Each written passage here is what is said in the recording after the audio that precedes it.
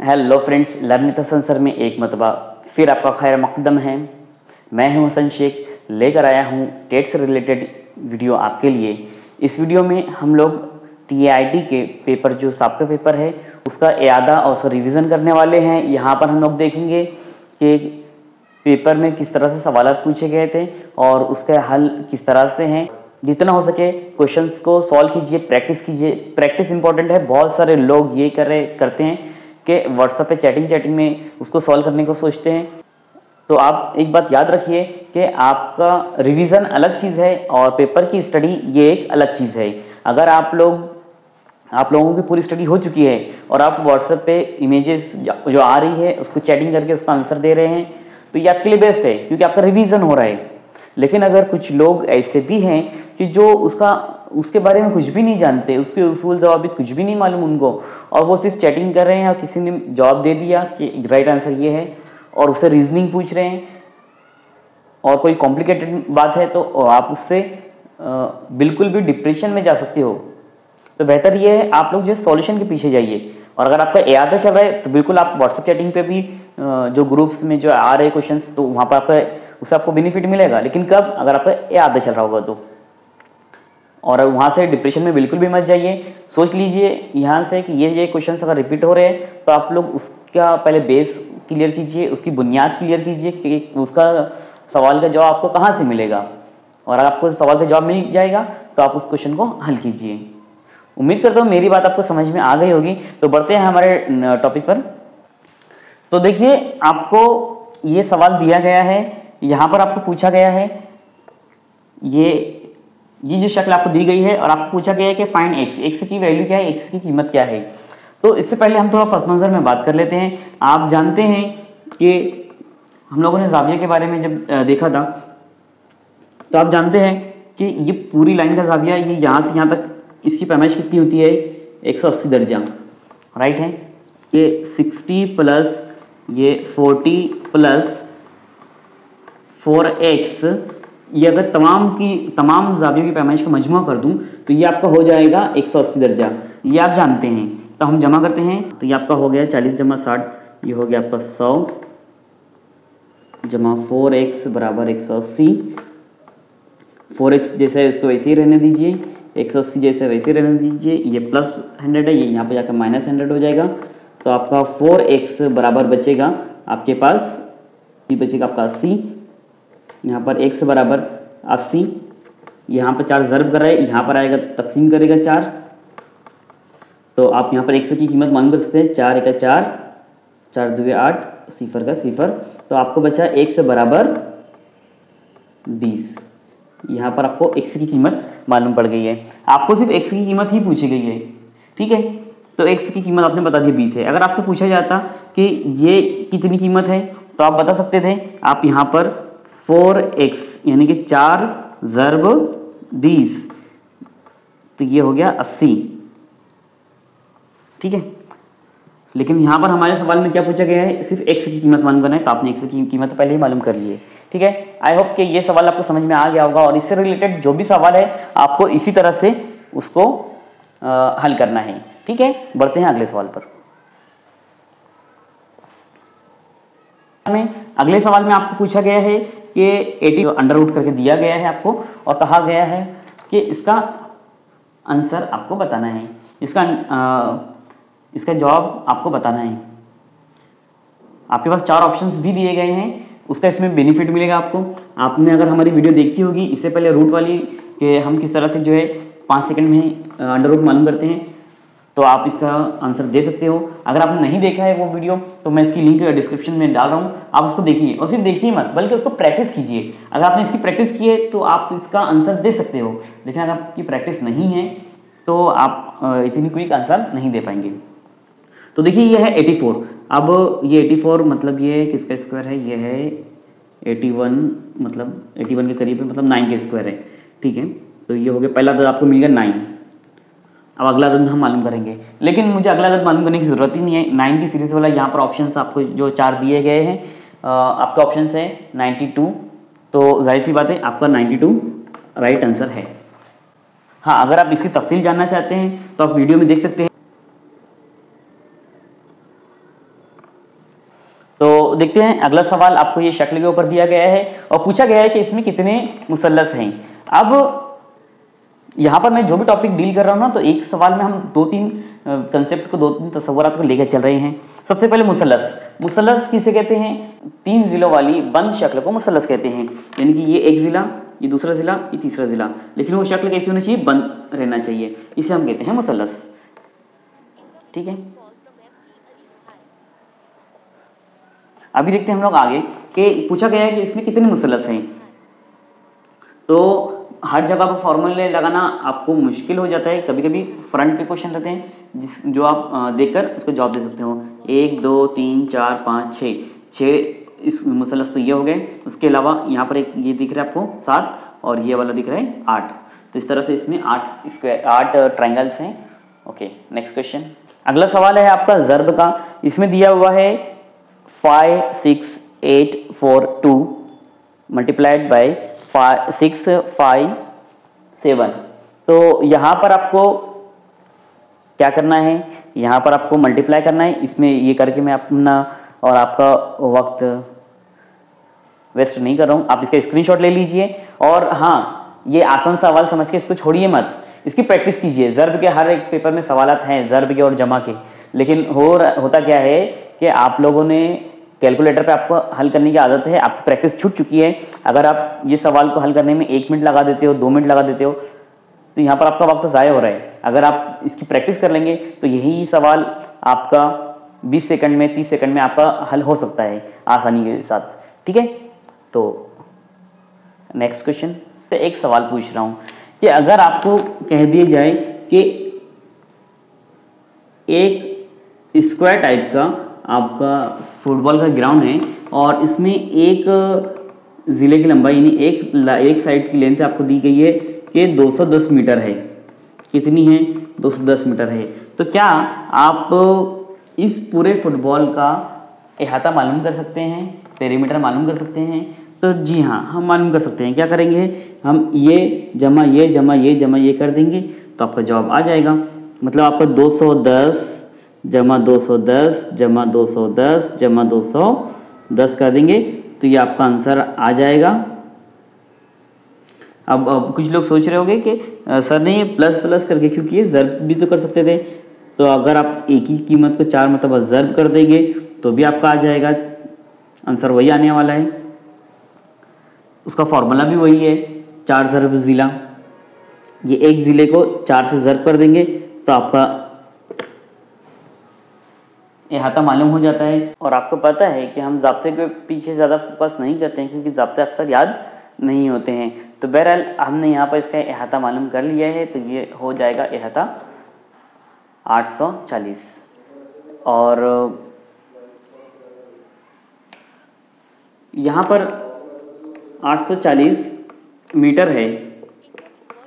तो ये मीटर को आप देख कर पहचान सकते हो कि यहाँ पर जो दिया गया है ये एक ही इकाई है, एक ही यूनिट है, मतलब ये अहाता है। ये मीटर है या सम है या फिट है, तो ये अहाता है। लेकिन जब यहाँ पर 2 इकाई दी जाती है, जैसे कि अगर मुरब्बा मीटर है ना, तो आप इससे आइडेंटिफाई कर सकते हैं कि ये रकबा है, क्योंकि यहाँ पर मुरब्बा इस्तेमाल हुआ है ना। और अगर आपको कहा जाए मकब मीटर है, तो मतलब आप जान सकते हैं, ये मकब लफ्ज़ पढ़ के मकब जानते हैं 3, तो इसका मतलब ये है हजम है। मुरब्बा 2 मतलब यानी ये जो है 2 चीज़ों का मैं आपको बताने वाला था इससे पहले, लेकिन यहाँ पर देखिए, यहाँ पर एक ही चीज़ है, इसलिए हम इसे मीटर कहते हैं, अहाता। तो आप पहचान सकते हैं ये आपका अहाता है। मुरब्बा मीटर मतलब यहाँ पर 2 इकाई है अलग अलग, जैसे हम लंबाई, यहाँ पर सिर्फ लंबाई थी, यहाँ पर लंबाई ज़र्ब चौड़ाई है, अलग अलग चीज़ें हैं, इसलिए हम मुरब्बा इस्तेमाल करते हैं। मकब मतलब इसमें जो है आपको 3 चीज़ें, लंबाई ज़र्ब चौड़ाई ज़र्ब ऊंचाई, हाइट, L × B × H, तो ये आपका हो जाता है हजम, ये आपका हो जाता है रकबा। खैर, अभी हम इस टॉपिक पर नहीं जा रहे हैं, अब वापस से हमारे टॉपिक पर। आपको एक फुटबॉल के मैदान का रकबा दिया गया है और आपको क्या कहा गया है कि इसका अहाता मालूम करो। तो कोई बात नहीं, अगर आपको रकबा दिया गया है मतलब L ज़र्ब B दिया गया है और मैदान कैसा है, स्क्वायर है, स्क्वायर है मतलब यानी L ज़र्ब L है, ठीक है, क्योंकि B जो है वो भी लंबाई जो होती है उतनी चौड़ाई होती है ना एक मुरब्बे में, स्क्वायर में, ठीक है ना। तो आपको L ज़र्ब L दिया गया है, L ज़र्ब L बोले तो क्या दिया गया है, किसी अदद को उसी अदद से ज़र्ब करना उस अदद का मुरब्बा कहलाता है। तो आपको ये जो है 44, ये जो आपको जो दिया गया है ये क्या दिया है, ये L ज़र्ब L है ना। तो अगर आप L मालूम करना चाहते हो, अगर आपको L मालूम पड़ गया, अगर आपको सिर्फ ये L मालूम पड़ गया तो आप जो है L प्लस L कर देंगे तो आपको जवाब आ जाएगा। तो हम सबसे पहले फोकस करते हैं L मालूम करने के लिए। तो ये आपका L ज़र्ब L है, तो इसका मैं अंडर रूट कर लेता हूँ 44,100 का। तो मैं क्या करूँगा, आपने हमारी ये वीडियो तो देखी होगी और आप अगर जानते भी होगी कैसे मालूम करते हैं, मैं वीडियो की लिंक डिस्क्रिप्शन में दे रहा हूँ आपको, वहाँ से आप देख सकते हो। तो ये 441 किसका स्क्वायर है, अगर आपने रूट और स्क्वायर रूट नहीं याद किए तो बिल्कुल कर लो, 5 मार्क्स के तो वो क्वेश्चन होते ही है, और नहीं तो ऐसे सवाल में भी तो आ ही जा रहा है वो पूछ कर, ठीक है। बहुत सारे पेपर में मुझे जो है 3-4 से 5 सवाल उसके ऊपर देखने को मिले हैं। तो देखिए 4 से 41 है, ये स्क्वायर है 21 का, और ये 00 का 10 हो जाएगा। तो आपका आंसर आ गया है L कितना है 210। तो आपको L मालूम पड़ गया। अब आपको अगर L मालूम पड़ गया, एक लंबाई मालूम पड़ गई, तो क्या अगर किसी स्क्वायर का आपको लंबाई मालूम पड़ गई तो क्या आप उस पूरे स्क्वायर का अहाता मालूम कर सकते हैं, बिल्कुल कर सकते हैं। इसको L जमा L जमा L जमा L 4 मतलब जमा कर दो, या इसको 4 से ज़र्ब कर दो, तो आप इसको 4 से जब मल्टीप्लाई करते हैं तो आपका आंसर आ जाता है 840, ठीक है। तो ये 840 मीटर यही आपका आंसर है। नेक्स्ट देखिए, यहाँ पर आपको एक सवाल दिया गया है और पूछा गया है कि इन चारों में से जो अलग है उसको निकालिए।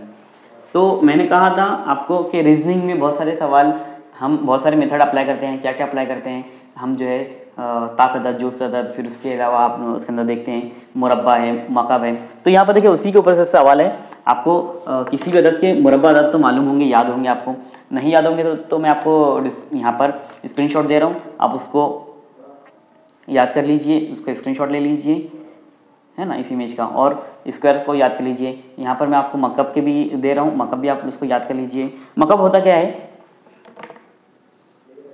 सबसे पहले देखते हैं मुरब्बा क्या होता है। किसी अदद को उसी अदद से ज़र्ब, मतलब 2 ज़र्ब 2 यानी कि 2 की पावर 2, ठीक है ना। और मकब क्या होता है, मकब होता है 2 ज़र्ब 2 ज़र्ब 2, 2 की पावर मतलब कितना 3, 2 दुए 4, 4 दुए 8, तो 2 का मकब कितना होता है 8। 3 का मकब देखते हैं, 3 ज़र्ब 3 ज़र्ब 3, 3 तिया 9, 9 तिया 27, ठीक है। ऐसे 4 का मकब देखते हैं, 4 ज़र्ब 4 ज़र्ब 4, 4 चौक 16, 16 चौक 64। 5 का मकब देखते हैं, 5 ज़र्ब 5, 5 बचे 25, 25 बचे 125। यहाँ पर आपको एक कन्फ्यूजन हो रहा है कि सब आदत जो है मकब तो है। अब हम स्क्वायर पे देखते हैं कि क्या 2 किसी का मुरब्बा है, क्या 8 किसी का मुरब्बा है, नहीं। क्या 7 किसी का मुरब्बा, क्या 27 किसी का मुरब्बा है, नहीं। क्या 125 किसी का मुरब्बा अदद है, नहीं। लेकिन 64 जो है ये मुरब्बा अदद है, किसका है 8 का मुरब्बा है ये। तो इसके लिए आपका राइट आंसर क्या हो गया 64, है ना, क्योंकि दिए हुए तो सबको आपको मकब अदद ही दिए हुए थे, लेकिन मुरब्बा अदद इसमें सिर्फ और सिर्फ यही एक है। आई होप कि ये क्वेश्चन आपको समझ में आ गया होगा। और हम एक क्वेश्चन डील कर रहे हैं ना, तो आप ये मत सोचिए उसमें वक्त ज़ाया हो रहा है। हम लोग जो है उसमें अलग अलग जो है बातें बेसिक मालूम करते चल रहे हैं, आपका उसमें इयादा भी हो जा रहा है, और बहुत सारे जो न्यू लर्नर्स हैं वो भी जो है सीख जा रहे हैं इससे। और आप बिल्कुल आपकी जो है कमेंट्स हमें डालिए, ये भी तो हमें पता चलेगा कि हम लोग जो है राइट वे पे चल रहे हैं या नहीं, यानी आपको इसकी ज़रूरत है या नहीं। नहीं तो मालूम पड़ा कि मैं बिला वजह इतनी तफसील में जा रहा हूँ और आप इस बुनियाद वाली चीज़ें सब पहले से जानते थे, है ना। और अगर आपको ये यूज़फुल लगता है तो बिल्कुल मुझे कमेंट कीजिए। ओके, तो बढ़ते हैं अगले सवाल पर।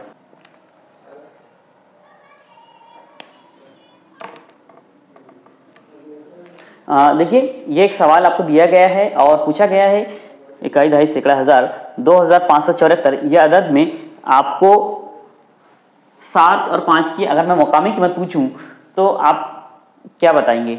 मकामी कीमत, इसके ऊपर से हमने मकामी कीमत और दर्शनी कीमत जो क्या होता है,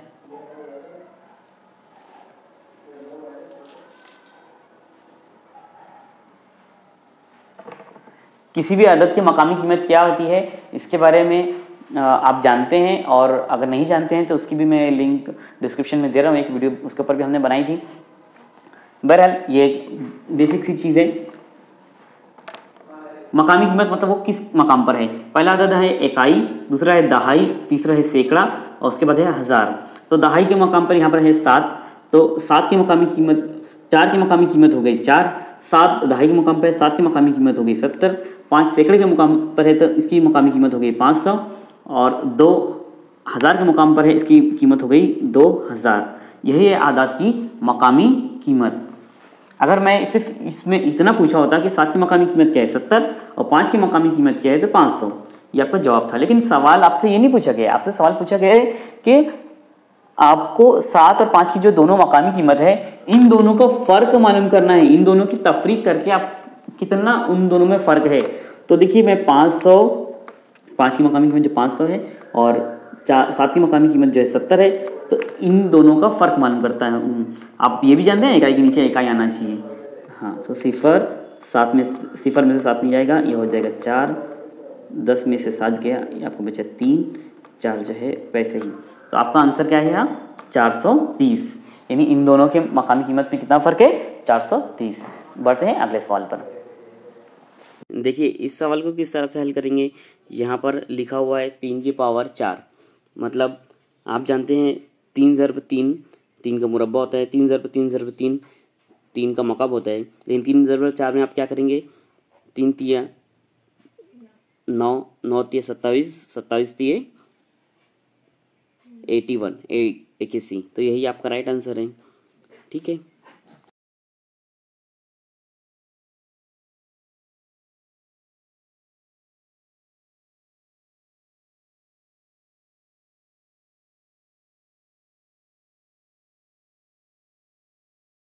अगला सवाल है बहुत आसान है।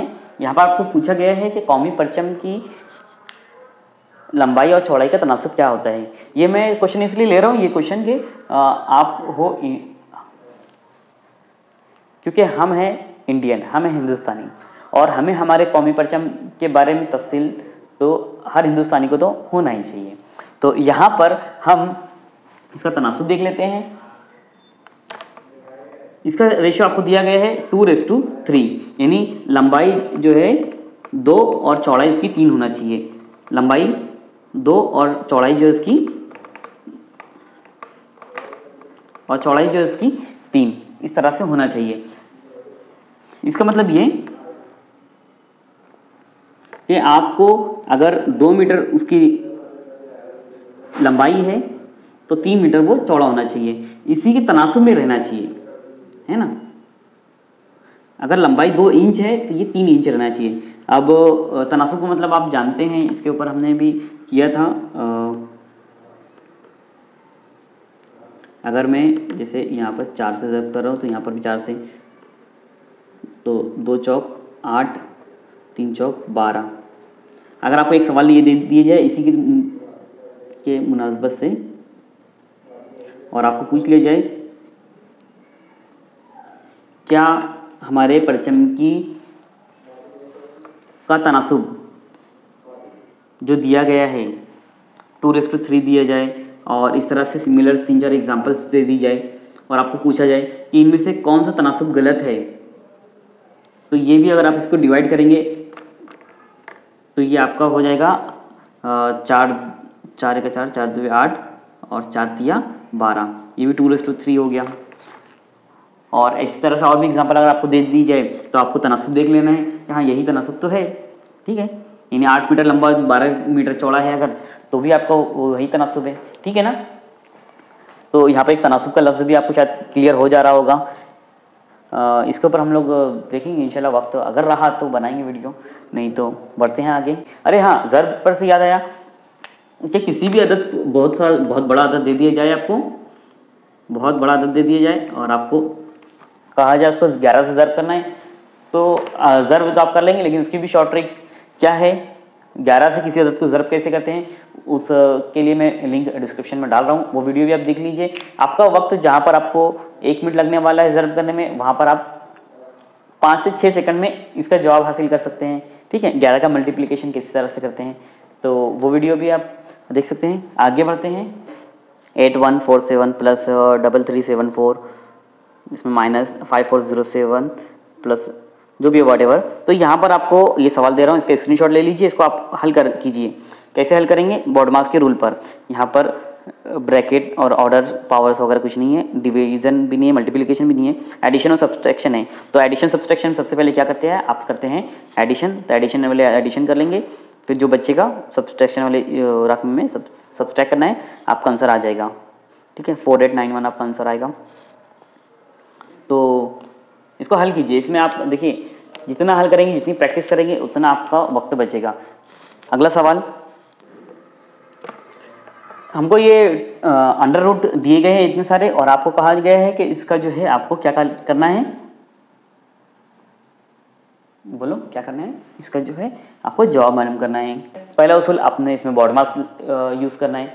बॉडमास मीन्स आप जानते हैं कि यहाँ पर आपको सबसे पहले ऑर्डर्स को हल करना है। तो मैं ऑर्डर को हल कर लेता हूँ। तो ये जो है आपको नज़र आ रहा है, ये हो जाएगा आपका 1, ये आपका 121 किसका स्क्वायर है, आप जानते हैं ये है 11 का स्क्वायर, और ये 9 ये किसका स्क्वायर है, ये है आपका 3 का स्क्वायर। तो मैं भी यहाँ पर सिंप्लीफिकेशन में बात कर रहा हूँ, मैं ज़्यादा कॉम्प्लिकेट में नहीं कर रहा हूँ, अदद और आशारिया के को छोड़ के बात कर रहा हूँ। तो यहाँ पर दो अदद से पहले हमने उसको ले लिया है। तो 11 और 3 आपका हो गया 14 और 1 15, मतलब ये 15 आएगा आपका आंसर। अब 15 आएगा तो यहाँ पर आपने जो है 2 अदद के बाद आश्चर्य छोड़ा था, यहाँ पर 1 अदद के बाद हम उसको आश्चर्य लगा लेते हैं, ये हो गया 1.5। क्योंकि अगर आपका आश्चर्य का मसला है, आपको आगे पीछे कहाँ पर आएगा, अगर वो डिफ़िकल्टी आपको आती भी है तो डोंट वरी, नो प्रॉब्लम। क्यों? क्योंकि आपको ऑप्शन में जो है 1.5 वाला या 15 या ऐसा अलग अलग नहीं दिए गए हैं, आपको 1.5 या यही वाला दिख रहा है, तो आंसर तो आपको यही होना चाहिए। ओके, तो हर जगह पर ज़रूरी नहीं है कि आप पूरी तफसील में जाकर उसको हल कीजिए। कहीं पर हमें वक्त भी बचाना है, और वक्त ही बचाना है। और हाँ, वक्त बचाने पर से याद आया, बहुत सारे क्वेश्चंस ऐसे होते हैं जो टाइम कंज्यूमिंग होते हैं, जो वक्त सारिफ होते हैं। तो वहाँ पर आपको इस इम्तिहान का मकसद यही है कि आपको डिसीजन लेना है। क्या डिसीजन लेना है कि कौन सा क्वेश्चन मैं अटेम्प्ट करूँ, और जो 4-5 सवाल अगर आपको ऐसे आ जाते हैं ना कि जो आपको देखकर लग रहा है कि ये हमारा टाइम ज़्यादा ले लेंगे, उसको स्किप कर दो। स्किप करने से मुराद मतलब कुछ भी अटेम्प्ट कर दो और आगे बढ़ो, क्योंकि नेगेटिव मार्किंग तो इसमें है नहीं कि आप अटेम्प्ट कर देंगे आपके मार्क्स कटेंगे, ऐसा कुछ नहीं है। तो उसका बेनिफिट है आपको। आगे बढ़िए। अगला सवाल आपको दिया गया है कि 3 घंटा और 40 मिनट इनकी जमा करना है। तो 3 घंटा मतलब कितना, 1 घंटा मतलब 60 मिनट, तो 3 घंटे को 60 से ज़रब कर दो, 6 × 18 180 मिनट हो गई है। उसमें 40 मिनट और आपको प्लस कर देना है, 8 4 12 के 2 हासिल 1, तो आपका आंसर हो गया 220 मिनट। हाँ, अगला सवाल आपको दिया गया है, ये जमा करना है, आपको दिया गया है कि यहाँ पर भी आप बॉडमास का रूल यूज़ करेंगे, है ना। 6119 और इस तरह से आदत दिए गए हैं। आप इसका स्क्रीनशॉट ले लीजिए और आप इसको जो है हल कीजिए। ठीक है, नेक्स्ट। हाँ, ये एक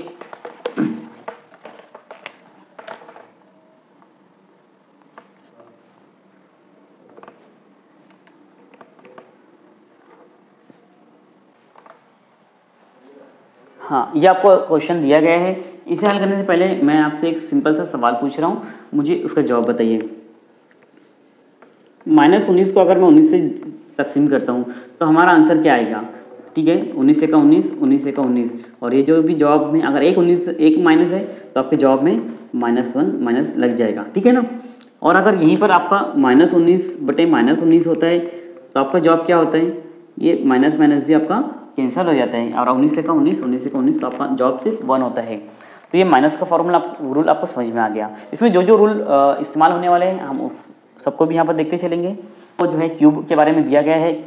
अब क्यूब अगर आपको याद है तो आप आसानी से कर सकते हो। 2 का मतलब कितना होता है? जी हाँ, 2 का मतलब 2 2 4 4 2 8, यहाँ पर 8 तकसीम 27 और नीचे क्या दिया गया है, पावर सबसे पहले हल करते हैं ना, 2 का मुरब्बा 4 जमा 6 जमा 9। यहाँ पर 8 में से 27 जाएगा तो निगेटिव में -19 आंसर आएगा, और नीचे 4 जमा 6 10 जमा 9 19, तो -19/19 आपका आंसर हो जाएगा 1 -1। ओके,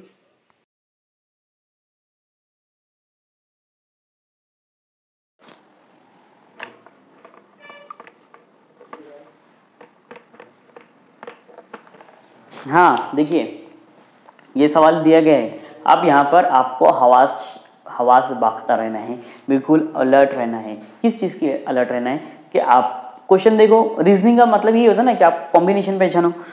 तो अभी यहाँ पर 5 और 26 है, 5 और 26 में कोई कॉम्बिनेशन नहीं है। अगर 5 और 25 रहता तो हम बोलते थे 5 और 25 का कुछ कॉम्बिनेशन है। क्या कॉम्बिनेशन है, वो उसका स्क्वायर है। ठीक है, यहाँ पर कॉम्बिनेशन नहीं है, कॉम्बिनेशन +1 है ना।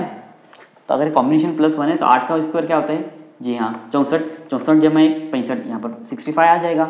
ये ऑप्शन में आपको दिया गया है, मतलब ये आपका राइट आंसर है। ठीक है, तो कहने का मकसद ये है कि आप जो है बेसिक चीज़ को याद कर लो, तो आपके रीजनिंग में भी आपको उसको काफ़ी हेल्प मिलेगी। नेक्स्ट अगली मिसाल फिर आपको यही दी गई है, 414 ज़र्ब 532। ये भी आपको स्क्रीनशॉट ले लेना है, आपको हल करना है। क्यों करना है वजह बता चुका हूँ। ये एक सवाल और है, इसको भी बॉडमास रूल पर आप हल कीजिए। और हाँ, ये एक खास बात ये है कि जितने सवाल थे, ये जो मैं आपको बताया पेपर नंबर 6 के हैं ये, और मुझे ये हमारे एक सब्सक्राइबर की तरफ से व्हाट्सएप पर आए थे, जिससे एक ऑडियंस की तरफ से आए हुए सवाल थे। तो ये आपको मैंने हल करके बता दिया। 2 सही 1/3 तकसीम 2 सही 1/5। तो ये सवाल आपको हल करना है, आपको इन दोनों की तकसीम करना है। तो पहले एक चीज़ जान लें, यह है मुरक्कब कसर। मुरक्कब कसर को सबसे पहले आप आम कसर में तब्दील कर लें। कैसे करते हैं, छठी क्लास के सिलेबस में दिया गया था। मैंने कहा था सिलेबस के जो टॉपिक्स आएंगे मैं भी डील करते चलूँगा। तो इस मुरक्कब कसर को हम आम कसर में तब्दील कर रहे हैं। तो बहुत आसान सा तरीका होता है। क्या करना होता है, नसबनुमा तब्दील नहीं होता है, नसबनुमा जैसा है वैसे ही रहेगा। ठीक है, आधा काम तो आपका हो गया। सिर्फ आपको यहाँ पर ऊपर का अदद आप मालूम करना है। तो क्या करना है आपको, इस अदद को इस अदद से ज़र्ब करना है और इस अदद में इस अदद को प्लस करना है।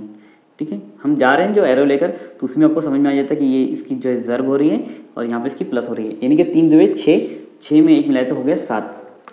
ठीक है, आगे बढ़ते हैं। तो यहाँ पर देखिए, ये यहाँ से यहाँ तक आपको जाना है, इस अदद की ज़र्ब और इस अदद की जमा, मतलब 5 2 पहले अदद सबसे पहले क्या करते हैं, नसबनुमा जैसे वैसे लिख देना है। आप ऊपर का अदद फाइंड करना है। ऊपर का अदद कैसे फाइंड करते हैं, 5 2 10, 10 और 1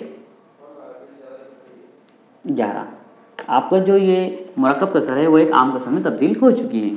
ठीक है, लेकिन अब इन दोनों की तकसीम करना या इन दोनों को ज़र्ब करना, अब आप जानते हैं नसब, ये जो है तकसीम करना कितना आसान होता है। इसके अंदर बहुत आसान होता है, क्योंकि आपको थोड़ी फ्रैक्शन को जो है अशरी में अदद लाना होता है। आपको क्या करना होता है कि इसका ज़रबी माकूस लिख देना होता है।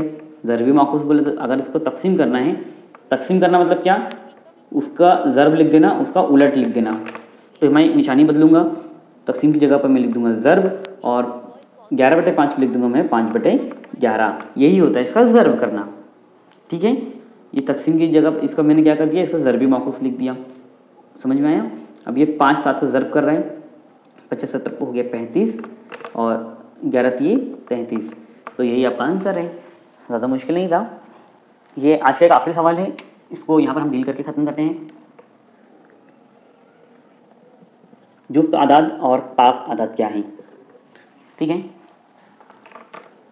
1 3 5 7 9 11 13 इस तरह से, और 2 4 6 8 10 12, यानी कि जो 1 की सीरीज़ वाले 1 3 5 वाले ये सारी ताक अदद है, 2 4 6 वाले ये सब जुफ्त अदद है। मतलब मैं कितनी भी बड़ी टर्म दे दूँ तो आप इसको देख के बता सकते हैं ये अदद, ये इकाई देखो, ये अदद क्या है, 4 है, मतलब ये जुफ्त अदद है। यहाँ पर क्या आया आखिरी में, 5 आया। अगर ये 5 आया मतलब ये ताक अदद है, जुफ्त अदद है, ये ताक अदद है। अच्छा, इसमें सिफर भी आता है जुफ्त में, ठीक है। तो ताक अदद और जुफ्त अदद आप किसी भी कोई भी अदद देखकर पहचान सकते हैं, ये ताक अदद है, ये जुफ्त अदद है, गिनती का अदद है, सिंपल सी चीज़ है। लेकिन अब इसके ऊपर से सवाल क्या पूछा गया है वो देखते हैं। ताक अदद और जुफ्त अदद को हम इंग्लिश में इवन नंबर और ऑड नंबर भी कहते हैं। इवन नंबर मतलब जुफ्त अदद और ऑड नंबर मतलब ताक अदद।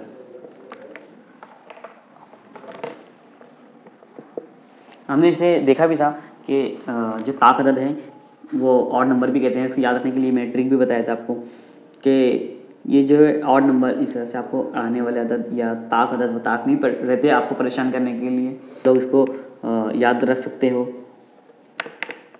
है ना। और जुफ्त अदद ये इवन है, बिल्कुल भी उसके नाम से जुफ्त है, बिल्कुल एक सीक्वेंस से चलते हैं, 2 4 6 8 10 12 इस तरह से सीक्वेंस में आते हैं, तो इसे हम इवन नंबर जुफ्त अदद कहते हैं, ठीक है। यानी एक ताक हो गया तो दूसरा तो जुफ्त है ही, याद रख सकते हैं आप इसको। तो अब आते हैं हमारे सवाल पर।